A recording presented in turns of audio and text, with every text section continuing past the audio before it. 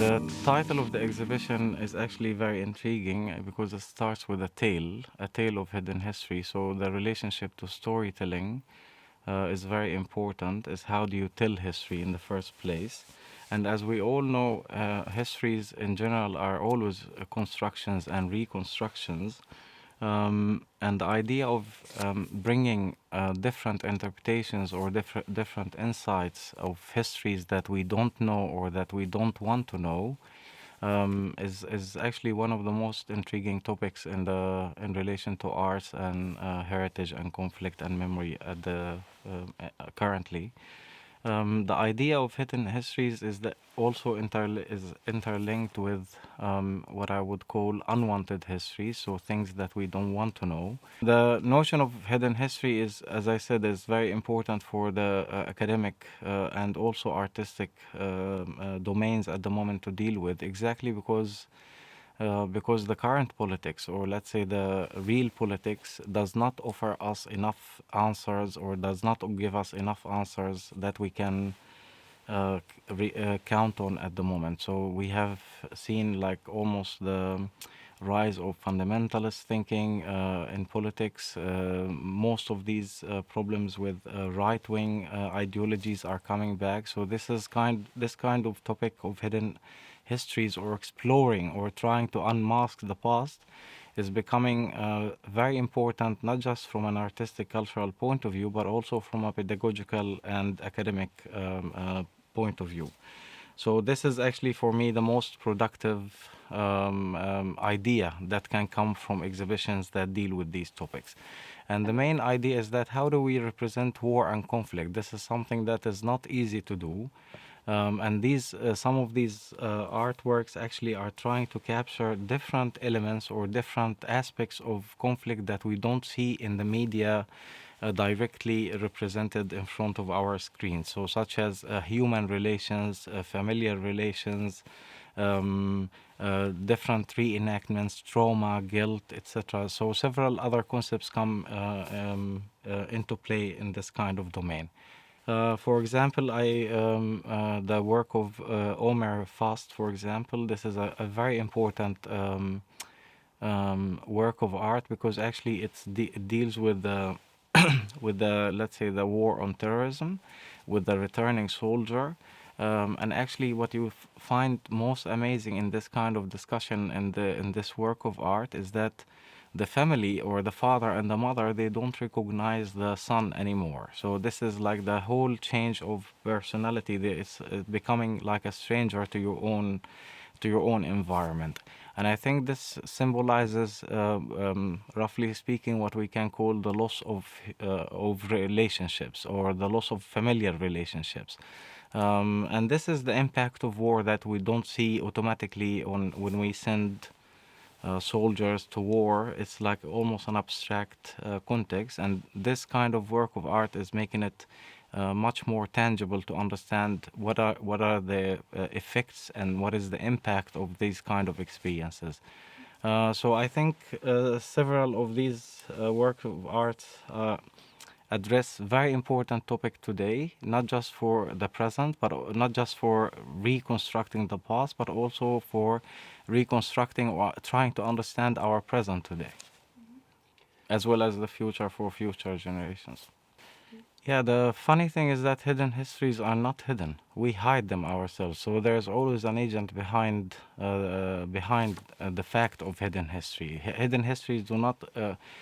You need an agent for them, and I think this is where actually the role of art or the role of artists becomes very important in this domain, because you need the agency of art actually to unpack or to bring back to life these elements. For me, much of this exhibition and these works of art is about the art's ability to offer new visions, new ideas, new thoughts. And actually, this is what I call the performative domain of art. So the moment that the audiences are exposed to these kinds of narratives, that's the moment of triggering a new thought. That it's not just about things that, oh, we didn't know that. It's about oh, maybe we misunderstood that, or maybe we actually knew that, but we didn't experience this kind of format. So it's not always about bringing things in terms of conspiracy or things that we think it's negative per se. It's about generating a new thought about things maybe we know at the same time.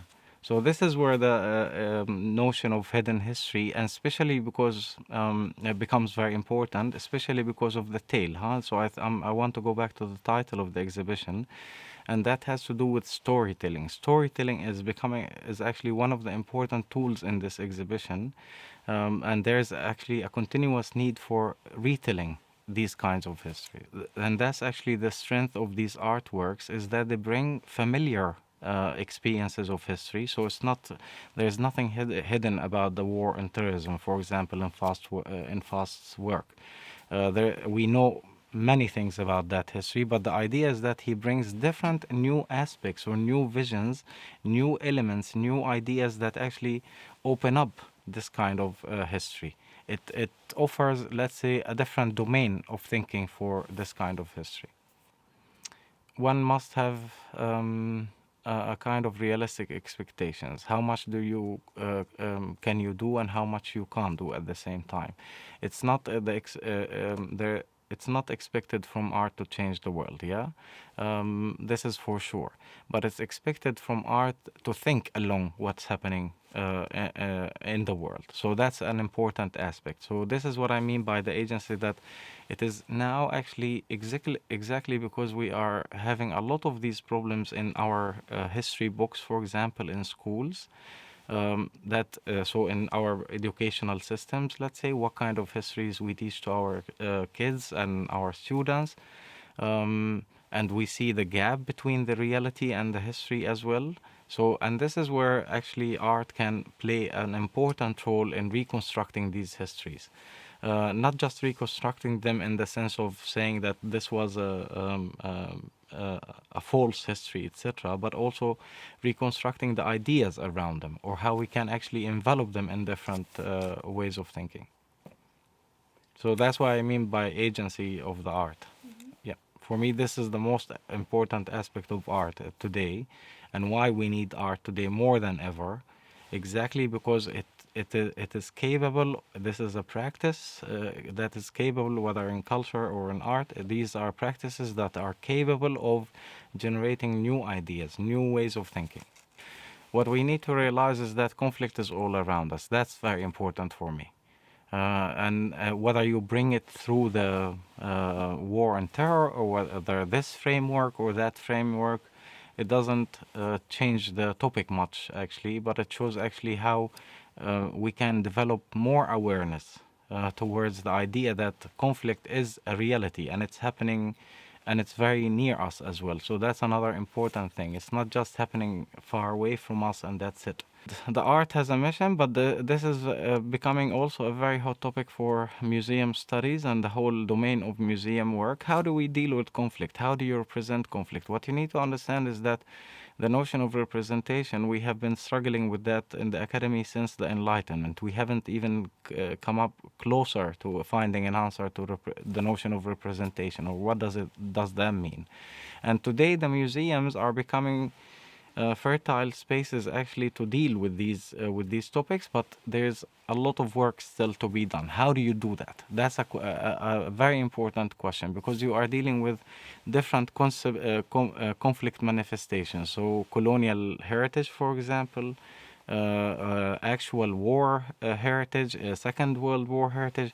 How do you represent that? And I think that's why the museum can become a kind of an inclusive space for bringing these different experiences into the museum. This is something that I think the museum for me, is the best place to discuss these areas at the moment, instead of real politics. Exactly because we are witnessing an era of a failure of real politics and the tangible impact of this real politics, especially in relation to questions such as what truth we know, what things we don't know, and the whole idea of the loss of truth at the same time. So I think the museum can creatively deal with these topics. It's very well prepared to do with that. But as I said, there's still a lot of work to be done within the museum's walls.